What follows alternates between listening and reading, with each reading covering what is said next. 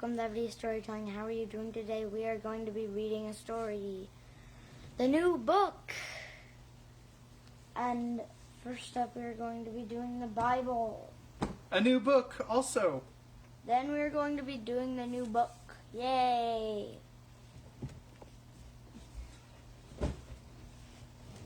Wow. JJ is less than enthused about the live stream tonight. He thought we were taking the night off. Hi, Jessica. It's so good to see you tonight. So I was sitting in church today, and I was thinking, I see there's another person. Hello, one other person. I think it's Mom. I was sitting in church today, and I was totally planning on starting Luke tonight with the live stream. And then I was thinking about it, and Luke is 24 chapters long, and that is going to take us basically a month. And But we usually do 2 chapters a day. no, not that was just for Psalms because most of them are really short. Okay. So we're not going to do Luke. We are going to save Luke, and we're going to start Luke when we have our 1-year special anniversary edition on March 26th. And so what we're going to do instead is I'm going to read 1st and 2nd Peter. And that will be our New Testament reading. And then we'll go to something probably relatively short in the Old Testament. And then we'll be ready for our, what's it called? We'll start the long Luke, and then I was going to follow it up with Acts, and so because those two work really well together. But for right now, we're going to go to 1 Peter, and this is 1 Peter chapter 1. This is the English Standard Version of the Bible. Peter, an apostle of Jesus Christ, to those who are elect exiles of the dispersion in Pontus, Galatia, Cappadocia, Asia, and Bithynia, according to the foreknowledge of God the Father in the sanctification of the Spirit, for obedience to Jesus Christ and for sprinkling with his blood. May grace and peace be multiplied to you. Blessed be the God and the Father of our Lord Jesus Christ. According to his great mercy, he has caused us to be born again to a living hope through the resurrection of Jesus Christ from the dead, to an inheritance that is imperishable, undefilable, and unfading, kept in heaven for you, who by God's power are being guarded through faith for a salvation ready to be revealed in the last time. In this you rejoice, though now for a little while, if necessary, you have been grieved by various trials, so that the tested genuineness of your faith, more precious than gold that perishes though it is tested by fire, may be found to result in praise and glory and honor at the revelation of Jesus Christ. Though you have not seen him, you love him. Though you do not now see him, you believe in him and rejoice with him. That is inexpressible and filled with glory, obtaining the outcome of your faith, the salvation of your souls. Concerning this salvation, the prophets who prophesied about the grace that was to be yours searched and inquired carefully, inquiring that person or time the Spirit of Christ in them was indicating when he predicted the sufferings of Christ and the subsequent glories. It was revealed to them that they were serving not themselves but you in the things that have now been announced to you through those who preach the good news to you by the Holy Spirit sent from heaven, things into which angels long to look. Therefore, preparing your minds for action and being sober-minded, set your hope fully on the grace that will be brought to you at the revelation of Jesus Christ. As obedient children, do not be conformed to the passions of your former ignorance, but as he who called you is holy, you also be holy in all your conduct, since it is written, "You shall be holy, for I am holy."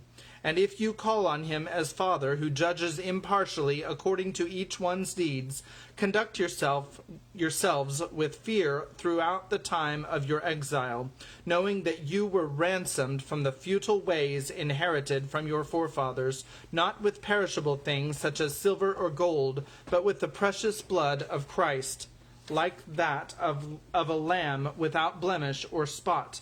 He was foreknown before the foundation of the world, but was made manifest in the last times for the sake of you, who through him all believers in God, who raised him from the dead and gave him glory, so that your faith and hope are in God. Having purified your souls by your obedience to the truth for a sincere brotherly love, love one another earnestly from a pure heart, since you have been born again, not of perishable seed, but of imperishable, through the living and abiding word of God. For all flesh is like grass, and all its glory like the flower of grass. The grass withers, and the flower falls, but the word of the Lord remains forever. And this word is the good news that was preached to you. That's the end of 1 Peter chapter 1. We will continue with 1 Peter chapter 2 tomorrow night, or the next time that we get to meet. Granny Bear loves 1 Peter. This is a great book. I love it. I love 1 Peter. I love 2 Peter. They are two of my top 27 picks from the New Testament. So, Kimmy's looking at me like I'm crazy. All right. So, we don't have a synopsis today because we're starting a new book, and I haven't told you what the new book is yet. And obviously, we just finished Twice Freed. So, who liked Twice Freed? Go ahead and give it a heart. Daniel's being silly. Go ahead. Boo! Daniel, stop it. All right. Who liked Twice Freed? Go. Oh, there's the hearts. All right. So, who's going to read it, you or me? What? Am I reading? I can read. Okay. Okay. We at one point we had discussed Mom reading this book, but I'm going to be reading it, so I am always pleased to be reading to my children, which Rebecca is on, and I can't see the top half. Oh, there it is. Ben is not there, but Jessica's there, so that's just as good. And you can tell him all the things that we're reading about. And Granny Bear's there, which we really like to see Granny Bear every night. So, speaking of Granny Bear, this particular book had once either belonged to Granny Bear. I know it's mirror image, but give it a break. Had either once belonged to Granny Bear or Granny Bear gave it to someone, and I'm going to say both. So now it is the book that we are going to read, and I hope that you like this book. It is called Hinds' Feet on High Places. So this is a great book by, Hannah Hurnard. So great book, and we're going to go ahead and give it a go. We're going to start with the preface. Oh, we've got a thumb up. Haha, yes, I will be in Denton this week, so hopefully he will listen along with me. That is so good to hear, Jessica. All right, so this is the preface to the Allegory. One morning during the daily Bible reading on our mission compound in Palestine, our little Arab nurse read from Daily Light, a quotation from Song of Songs. The voice of my beloved, behold, he cometh leaping upon the mountains, skipping upon the hills. Song of Solomon 2:8. When asked what that verse meant, she looked up with a happy smile of understanding and said, it means there are no obstacles which our Savior's love cannot overcome, and that to him mountains of difficulty are as easy as an asphalt road.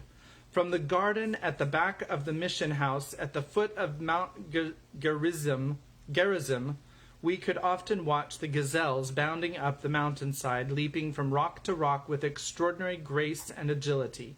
Their motion was one of the most beautiful examples of exultant and apparently effortless ease in surmounting obstacles which I have ever seen.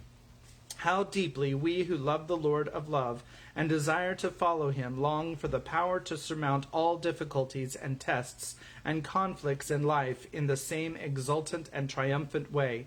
To learn the secret of victorious living has been the heart's desire of those who love the Lord in every generation.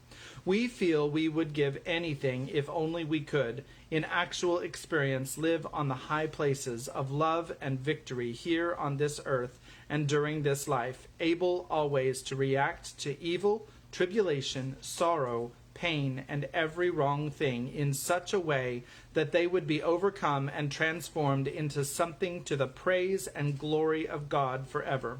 As Christians, we know, in theory at least, that in the life of a child of God, there are no second causes, that even the most unjust and cruel things, as well as all seemingly pointless and undeserved sufferings, have been permitted by God as a glorious opportunity for us to react to them in such a way that our Lord and Savior is able to produce in us little by little his own lovely character. The Song of Songs expresses the desire implanted in every human heart to be reunited with God himself, and to know perfect and unbroken union with him. He has made us for himself, and our hearts can never know rest and perfect satisfaction until they find it in him. It is God's will that some of his children should learn this deep union with himself through the perfect flowering of natural human love in marriage. For others, it is equally his will that the same perfect union should be learned through the experience of learning to lay down completely this natural and instinctive desire for marriage and parenthood, and accept the circumstances of life which deny them this experience. This instinct for love, so firmly implanted in the human heart, is the supreme way by which we learn to desire and love God himself above all else. But the high places of victory and union with Christ cannot be reached by any mental reckoning of self to be dead to sin, or by seeking to devise some way or discipline by which the will can be crucified. The only way is by learning to accept day by day the actual conditions and tests permitted by God, by a continually repeated laying down of our own will and acceptance of his as it is presented to us in the form of the people with whom we have to live and work, and in the things which happen to us. Every acceptance of his will becomes an altar of sacrifice, and every such surrender and abandonment of ourselves to his will is a means of furthering us on the way to the high places to which he desires to bring every child of his while they are still living on the earth.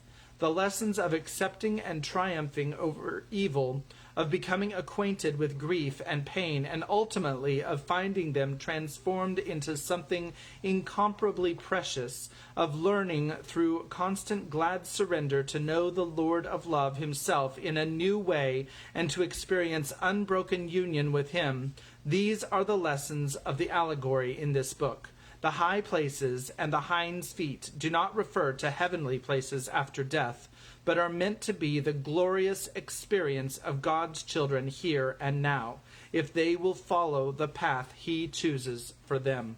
Perhaps the Lord will use it to speak comfort to some of his loved ones who are finding themselves forced to keep company with sorrow and suffering, or who walk in darkness and have no light, or feel themselves tossed with tempest and not comforted. It may help them to understand a new meaning in what is happening, for the experiences through which they are passing are all part of the wonderful process by which the Lord is making real in their lives the same experience which made David and Habakkuk cry out exultantly, "The Lord God maketh my feet like hinds' feet, and setteth me upon mine high places." Psalm 18:33 and Habakkuk 3:19. And with that, part 1, Weeping May Endure for a Night, Psalm 30, verse 5. And this is chapter 1, Invitation to the High Places. I love this book. It was a real turning point in my walk with Christ. And I hope that it becomes a turning point with all of our walks with Christ as we're reminded of the lessons learned in this story, along with some of us who haven't read it before and some of us who have. So this is chapter 1, Invitation to the High Places. This is the story of how Much Afraid escaped from her fearing relatives and went with the shepherd to the high places, where perfect love casteth out fear. For several years Much Afraid had been in the service of the chief shepherd, whose great flocks were pastured down in the valley of Humiliation. She lived with her friends and fellow workers, Mercy and Peace, in a tranquil little white cottage in the village of Much Trembling. She loved her work and desired intensely to please the chief shepherd, but happy as she was in most ways, she was conscious of several things which hindered her in her work and caused her much secret distress and shame. In the first place, she was a cripple, with her feet so crooked that they often caused her to limp and stumble as she went about her work.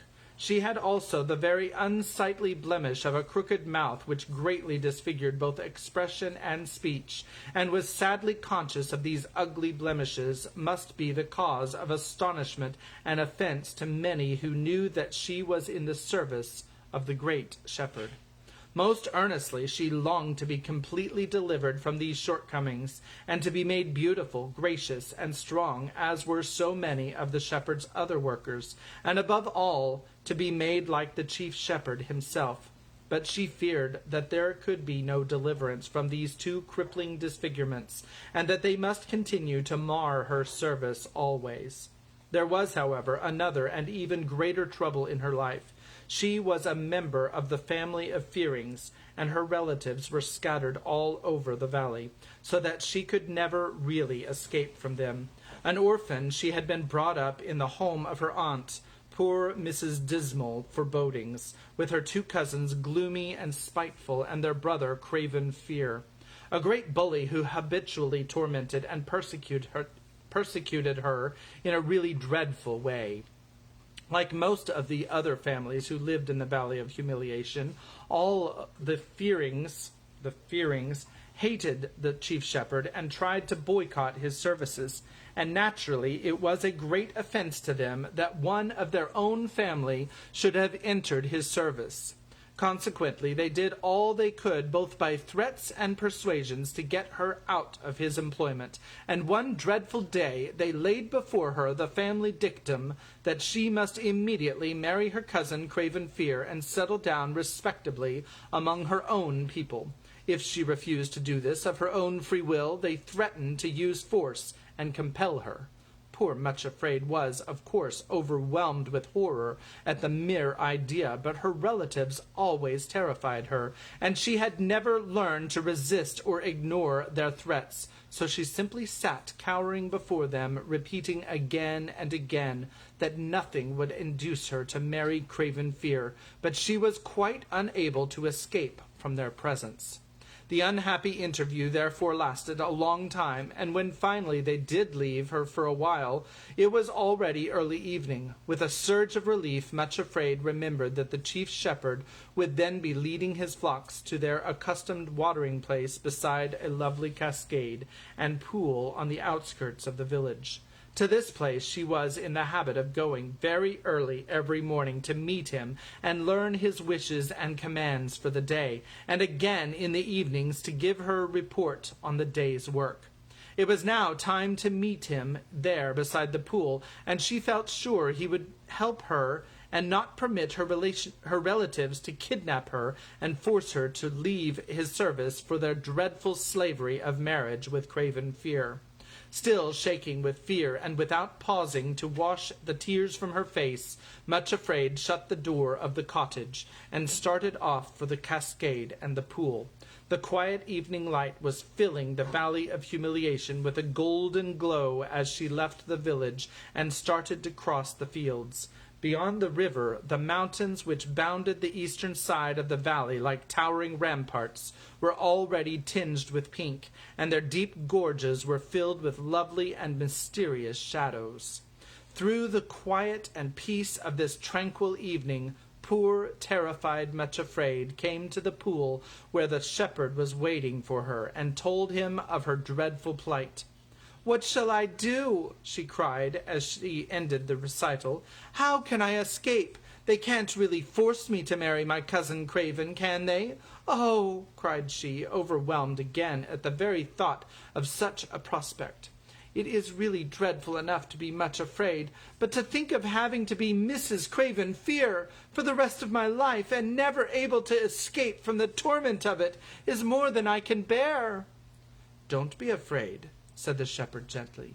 "You are in my service, and if you will trust me, they will not be able to force you against your will into any family alliance. But you ought never to have let your fearing relatives into your cottage, because they are enemies of the king who has taken you into his employment." "I know, oh, I know," cried Much Afraid, "but whenever I meet any of my relatives, I seem to lose all my strength, and simply cannot resist them, no matter how I strive. As long as I live in the valley, I cannot escape meeting them. They are everywhere, and now that they are determined to get me into their power again, I shall never dare venture outside my cottage alone, for fear of being kidnapped." As she spoke, she lifted her eyes and looked across the valley and the river to the lovely sunset-lighted peaks of the mountains, then cried out in desperate longing, "Oh, if only I could escape from this valley of humiliation altogether and go to the high places, completely out of reach of all the Fearings and my other relatives." No sooner were these words uttered, when to her complete astonishment the shepherd answered, "I have waited a long time to hear you make that suggestion, Much Afraid. It would indeed be best for you to leave the valley for the high places, and I will very willingly take you there myself. The lower slopes of those mountains, on the other side of the river, are the borderland of my father's kingdom, the realm of love. No fears of any kind are able to live there, because perfect love casteth out fear, and everything that torments." Much Afraid stared at him in amazement. "Go to the high places?" she exclaimed, "and live there? Oh, if only I could! For months past the longing has never left me. I think of it day and night, but it is not possible. I could never get there. I am too lame." She looked down at her malformed feet as she spoke, and her eyes again filled with tears and despair and self-pity. "These mountains are so steep and dangerous. I have been told that only the hinds and the deer can move on them safely." "It is quite true that the way up to the high places is both difficult and dangerous," said the shepherd. "It has to be so that nothing which is an enemy of love can make the ascent and invade the kingdom. Nothing blemished or in any way imperfect is allowed there, and the inhabitants of the high places do need hinds' feet. I have them myself," he added with a smile, "and like a young hart or a roebuck, I can go leaping on the mountain and skipping on the hills with the greatest ease and pleasure. But Much Afraid, I could make yours like hinds' feet also, and set you upon the high places. You could serve me then much more fully, and be out of reach of all your enemies. I am delighted to hear that you have been longing to go there, for, as I said before, I have been waiting for you to make that suggestion. Then," he added with another smile, "you would never have to meet Craven Fear again." Much Afraid stared at him in bewilderment. "Make my feet like hinds' feet?" she repeated. "How is that possible? And what would the inhabitants of the kingdom of love say to the presence of a wretched little cripple with an ugly face and a twisted mouth, if nothing blemished and imperfect may dwell there?" "It is true," said the shepherd, "that you would have to be changed before you could live on the high places. But if you are willing to go with me, I promise to help you develop hinds' feet. Up there on the mountains you get near the real high places. The air is fresh and invigorating. It strengthens the whole body, and there are streams with wonderful healing properties, so that those who bathe in them find all their blemishes and disfigurements washed away. But there is another thing I must tell you. Not only would I have to make your feet like hinds' feet... Oh, I'm sorry, this is the shepherd still. Not only would I have to make your feet like hinds' feet, but you would have to receive another name, for it would be as impossible for a Much Afraid to enter the kingdom of love as for any other member of the Fearing family. Are you willing to be changed completely, much afraid, and to be made like the new name which you will receive if you become a citizen in the kingdom of love?" She nodded her head and then said very earnestly, "Yes, I am." Again he smiled, but added gravely, "There is still one thing more, the most important of all. No one is allowed to dwell in the kingdom of love unless they have the flower of love already blooming in their hearts. Has love been planted in your heart, much afraid?" As the shepherd said this, he looked at her very steadily, and she realized that his eyes were searching into the very depths of her heart and knew all that was there far better than she did herself. She did not answer for a long time because she was not sure what to say, but she looked rather flinchingly into the eyes which were gazing at her so penetratingly, and became aware that they had the power of reflecting what they looked upon. She could thus really see her own heart as he saw it. So after a long pause she answered, "I think that what is growing there is a great longing to experience the joy of natural human love, and to learn to love supremely one person who will love me in return. But perhaps that desire, natural and right as it seems, is not the love of which you are speaking." She paused and then added honestly and almost tremblingly, "I see the longing to be loved and admired growing in my heart, shepherd, but I don't think I see the kind of love that you are talking about, at least nothing like the love which I see in you." "Then you will let me plant the seed of true love there now?" asked the shepherd. "It will take you some time to develop hinds feet and to climb to the high places, and if I will put the seed in your heart now, it will be ready to bloom by the time that you get there." Much afraid shrank back. "I am afraid," she said. "I have been told that if you really love someone, you give that loved one the power to hurt and pain you in a way that nothing else can." "That is true," agreed the shepherd. "To love does mean to put yourself into the power of the loved one, and to become very vulnerable to pain. And you are very much afraid of pain, are you not?" She nodded miserably, and then said shamefully, "Yes, very much afraid of it." "But it is so happy to love," said the shepherd quietly. "It is happy to love, even if you are not loved in return. There is pain too, certainly, but love does not think that very significant." Much afraid thought suddenly that he had the most patient eyes she had ever seen. At the same time, there was something in them that hurt her to the heart, though she could not have said why, but she still shrank back in fear and said, bringing the words out very quickly because somehow she was ashamed to say them, "I would never dare to love unless I were sure of being loved in return. If I let you plant the seed of love in my heart, will you give me the promise that I shall be loved in return? I couldn't bear it otherwise." The smile he turned on her then was the gentlest and kindest she had ever seen, yet once again, and for the same indefinable reason as before, it cut her to the quick. "Yes," he said without hesitation, "I promise you, much afraid, that when the plant of love is ready to bloom in your heart, and when you are ready to change your name, then you will be loved in return." A thrill of joy went through her from head to foot. It seemed too wonderful to be believed, but the shepherd himself was making the promise, and of one thing she was quite sure: he could not lie. "Please, plant love in my heart now," she said faintly. Poor little soul, she was still much afraid, even when promised the greatest thing in the world.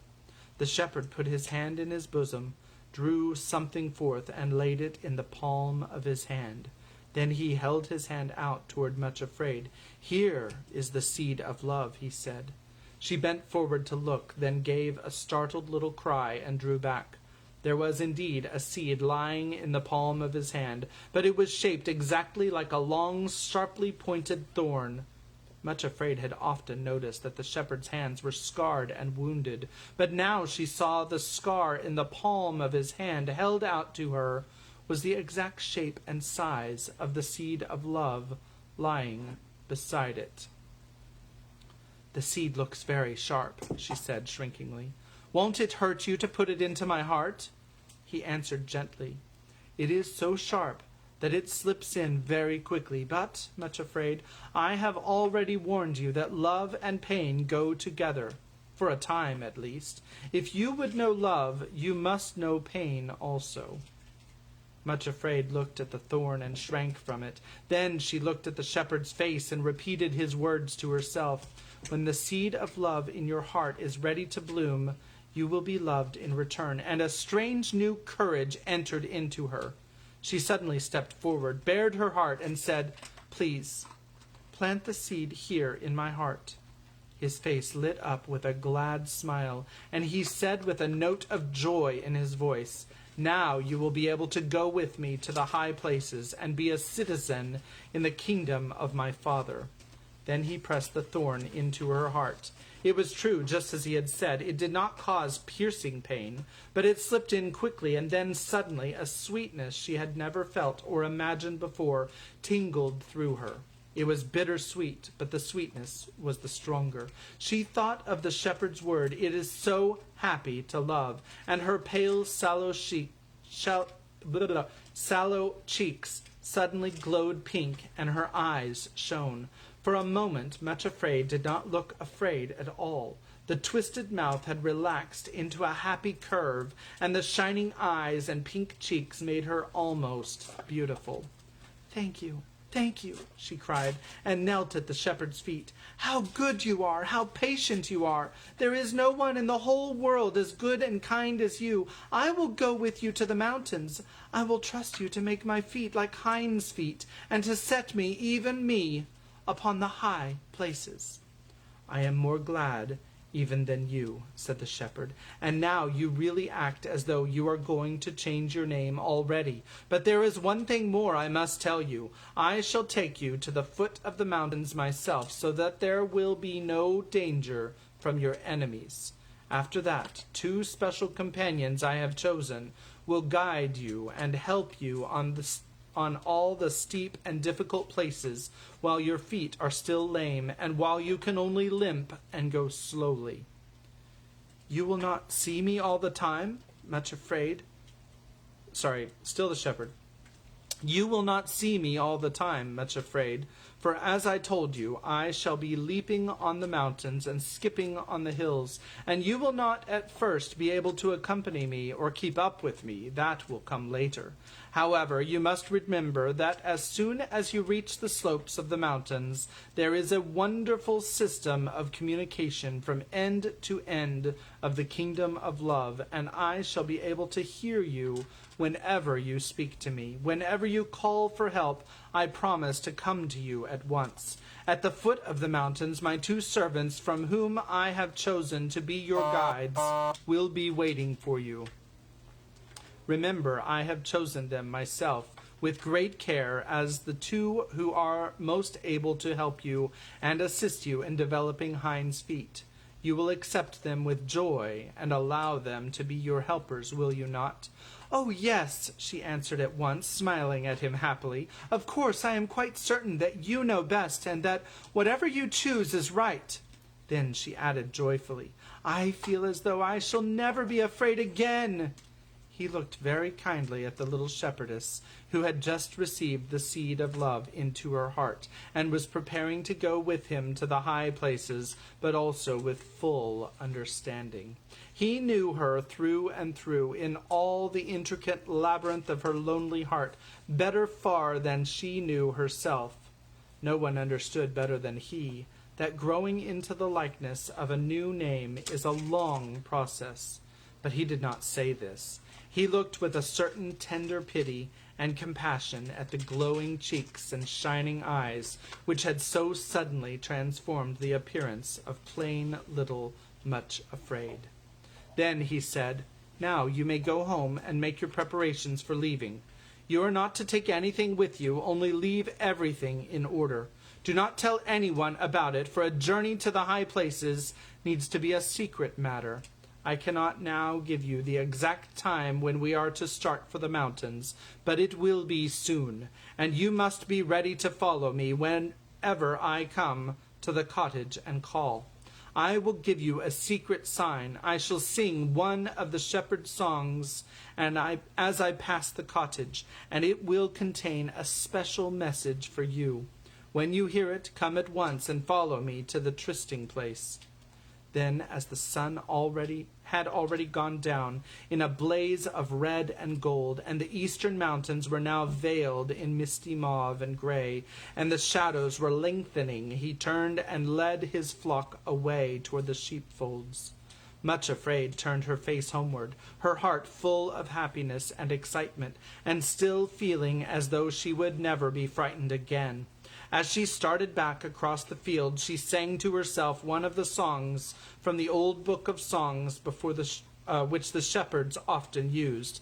Never before had it seemed to her so sweet, so applicable. The Song of Songs, the loveliest song, the song of love, the King.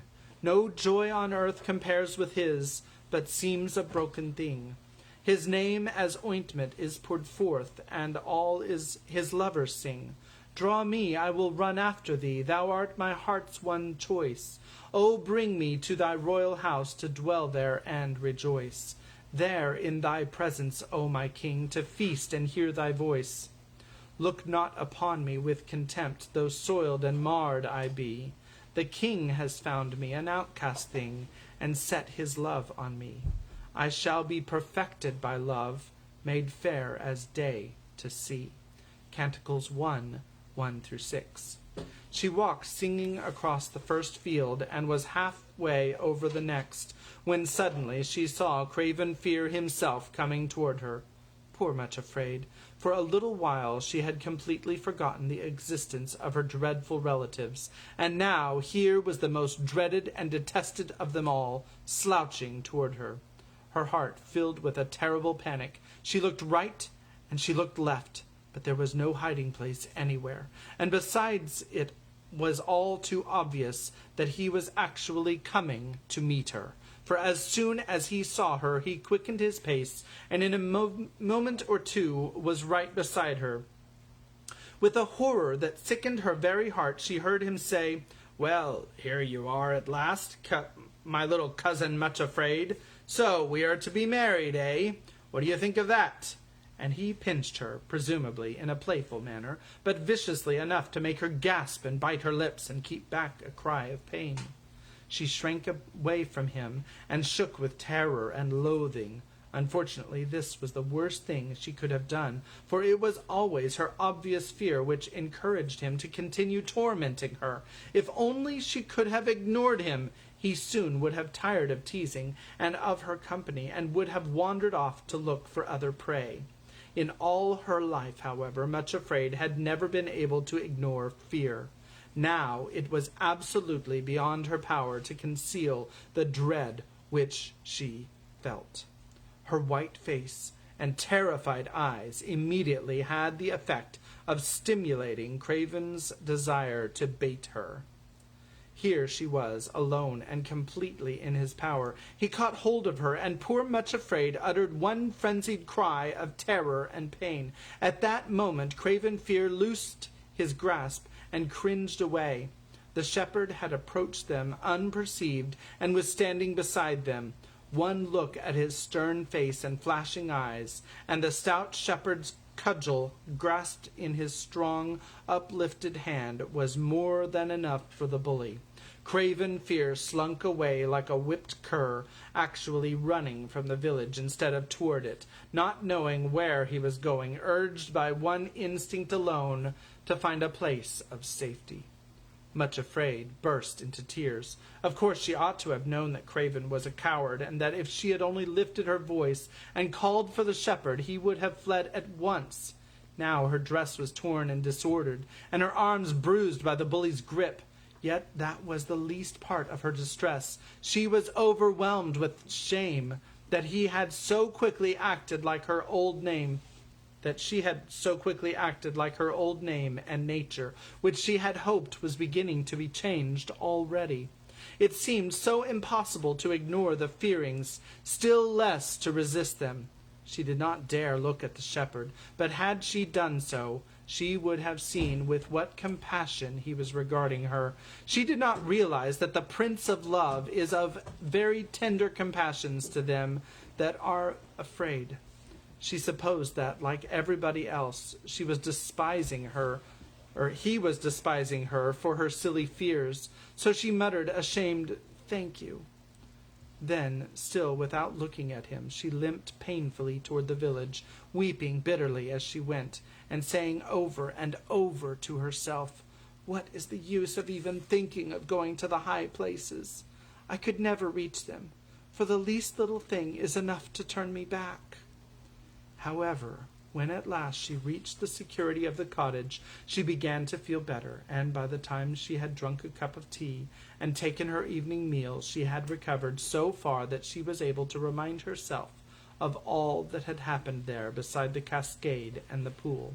Suddenly she remembered with a thrill of wonder and delight that the seed of love had been planted in her heart, and as she thought of it, the same almost intolerable sweetness stole over her, the bittersweet, indefinable, but wholly delightful ecstasy of a new happiness. "It is happy to love," said little Much Afraid to herself, and then she repeated, "It is happy to love." After putting the cottage in order for the night, because she was utterly tired out with all the conflicting emotions of that strange day, she went to bed. Lying there before falling asleep, she sang over and over to herself another of the lovely songs from the old songbook. "O thou whom my soul loveth, tell me where thou dost feed, and where thy flocks at noonday to rest and browse dost lead. For why should I by others be, and not by thee? O fairest among women, dost thou indeed not know? Then lead my little flocklet the way that my flocks go, and be to me as I to thee, sweet company." Canticles 1, 7, and 8. Then she fell into a heavy, dreamless sleep. And that is, I think, where we should stop it for today. We might read 2 chapters sometimes, but this one was kind of long, and with the introduction. And tell me what you think of the book in the comments. I think we've already gotten quite a bit of positive comments on this book. No spoilers. Yes, that's absolutely true. No spoilers. I'm taking a long shot here. I'm saying 80% chance Jessica hasn't read this, and I know that Kimberly hasn't read this, as far as I know, and I have at Meridell. Daniel says he read it at I'm Meridell, just joking. and now he says he's joking, so he hasn't read this, and I know JJ hasn't read this. So there are quite a few people here who haven't read this, although most of them... I saw it at school. Most of them have been encouraged to. So Actually, yes, that is true. I have been encouraged. Kimberly admits that she's been encouraged to read it, but hasn't actually read it herself. I know that not Kathy, Rebecca and Benjamin, when they were in Awanas in Alaska, I was in Alaska with them. they actually read it to the Awanas when we were at Awanas in Alaska. So they have heard it, but it was such a long time ago that I have no idea if they remember any of it. Jessica says, "I have not read this, but I'm liking it so far. Looking forward to reading more." Yes, nice heart. I'm going to heart it when I am able to. I can't while it's going on. But I am so glad that you're enjoying the story so far. We've got a long way to go before we get to the high places. So God bless you. And I forgot at the beginning of the video, make sure to hit the like button, subscribe, and hit the bell so you never miss another video. I hope you guys enjoyed the video. All right, good night. We'll see you Bye. tomorrow.